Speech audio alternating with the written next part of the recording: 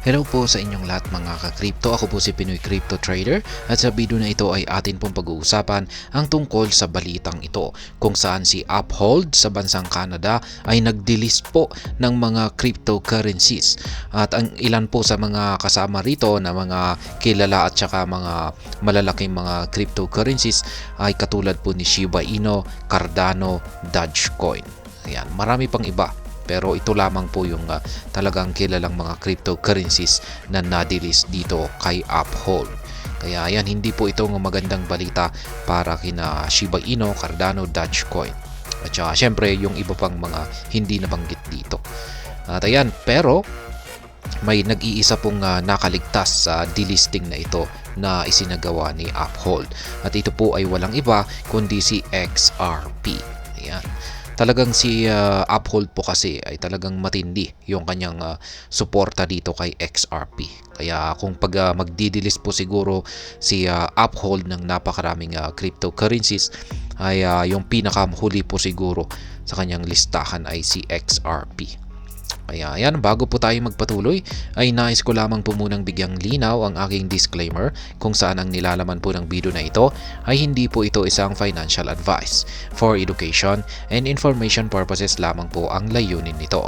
Maliban po dito ay nais ko na rin pong magbigay babala na wala pong kahit anumang group chat ang Pinoy Crypto Trader.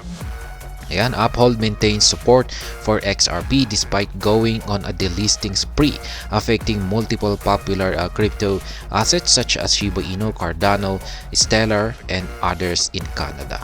Ayan, uulitin ko po, ito po ay yung Uphold sa bansang Canada. Ayan, sa bansang Canada lamang po ito. At sila po ay nag-delist ng maraming mga kilala or sikat na mga crypto assets. At ayan na nga, kasama po dyan ang ating minamahal na si Shiba Inu. Ayan, at ganun din sina Cardano, Stellar, Dogecoin, ayan, at marami pang iba. Ayan, so mga hindi po nakakaalam ay kung pag nagkakaroon po ng delisting sa mga malalaking mga exchanges ay nagdudulot po ito ng negative impact sa market price ng mga crypto assets na nadidelist. Ayan, bumabagsak po ang kanilang presyo. In a recent email to concerned Canadian customers and obtained by the Crypto Basic, Uphold revealed it would be delisting some of the assets in its Tier 3 asset class and all the assets in its Tier 4 asset class in Canada. Kaya yan po yung inilabas ni Uphold na i-delist nilang mga assets. Lahat po yung kanilang mga assets na nasa or kabilang sa Tier 3 at saka lahat po ng nasa Tier 4 na asset class. Kaya yan, Uphold explained that the delisting of these assets is in adherence to the pro-registration undertaking that it signed with the OSC as it pursues registration in Canada. The OSC oversees the securities market in Ontario and has recently taken a stricter stance on crypto platform. Kaya yan, mukhang nagiging stricto na rin ang bansang Canada pagdating sa mga cryptocurrencies. Kaya ayon po kay Uphold ay ginagawa lamang daw po nila ang pagdidelist na ito para makapag-comply or sumunod sa patakaran dito sa bansang Canada pagdating sa mga crypto platforms.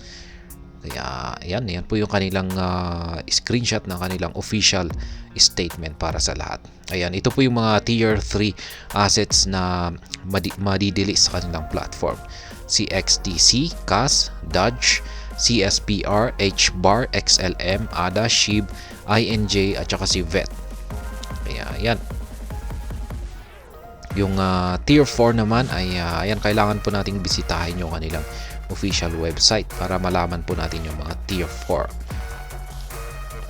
Note that several other crypto tokens such as Bitcoin, Ethereum, and Algorand are also Tier 3 assets. However, these cryptocurrencies were not affected by the recent development. Interestingly, XRP is another Tier 3 asset that survived the nuclear action. Kaya yan. Maliban kay XRP na nakaligtas sa pagdidelist dito ni Uphold ay nandito po si Bitcoin, si Ethereum at saka si Algorand. Ayan. Ayan, bakit kaya uh, ang mga ito ay nakasurvive? Yan po yung malaking tanong. Siguro ay syempre naiintindihan pa natin kung bakit yan, nakasurvive si Bitcoin, si Ethereum at saka si XRP. Yan, yung nakakapagtaka lamang dito ay si Algorand. Yan, sa tingin ko ay siguro meron na rin silang kaugnayan dito. Yan, malakas na kaugnayan or yan, katulad po ni XRP siguro. Yan, in addition to the select tier 3 tokens, Uphold also revealed plans to delist all assets under the tier 4 category. Some of the most notable cryptocurrencies in this category are Terra Classic, Filecoin, and newcomer Bonk. Kaya yan, mas marami pong madidelist dito sa tier 4 na category. At ang ilan lamang po sa mga tier 4 category na ito ng mga cryptocurrencies ay yan, yung mga kilala, mga sikat ay yan, nandito po si Lunsi, si Filecoin, at syempre yung bagong-bago na ayan, sumasabog ngayon na nagpakita ng napakagandang performance na si Bonk. Uphold informed its customers that they have already started the process of removing the affected crypto assets, disclosing that customers have 30 days to either convert the asset to other crypto tokens not affected by the development or withdraw the assets to an external wallet. Kaya yan po yung kanilang payo sa kanilang mga customers. Pwede naman po nilang i-withdraw yung kanilang mga assets at ilipat nila ito sa mga external wallets nila. Ayan, meron lamang po silang 30 days. Kaya ayan, kung kayo po ay nasa bansang Canada at gumagamit po kayo ng Uphold, ay ayan po, meron pong issue dito na announcement para sa kanilang mga customer. Kaya ayan, ilipat na po ninyo yung inyong mga apektadong crypto assets na madidelist dito sa platform ni Uphold, at meron po kayong 30 days na lamang. According to the disclosure, Uphold has already suspended deposit and purchase functions for the asset. However, customers have until January 15, 2024 to convert to other asset or withdraw. After the deadline, any remaining balance of the affected assets will be automatically converted into Canadian dollars. Kaya yan, suspended na po or wala na pong makakapag-deposit pa ng mga yan na-delist na mga asset dito kay Uphold. Kaya ayan, yung mga customer ay meron na lamang po silang hanggang January 15, 2024 na makapag-convert ng kanilang mga assets at i-withdraw ang mga ito. Kaya ayan, community reactions, napareact po yung community.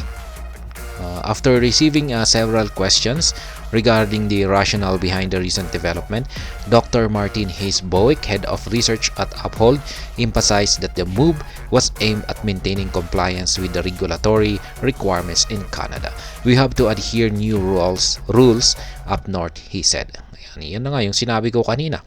Ginagawa po nila yung pagdidelist na ito para lamang sumunod sa regulatory compliance. Yung kung ano yung gusto ng batas ng Canada ay sumusunod lamang po sila.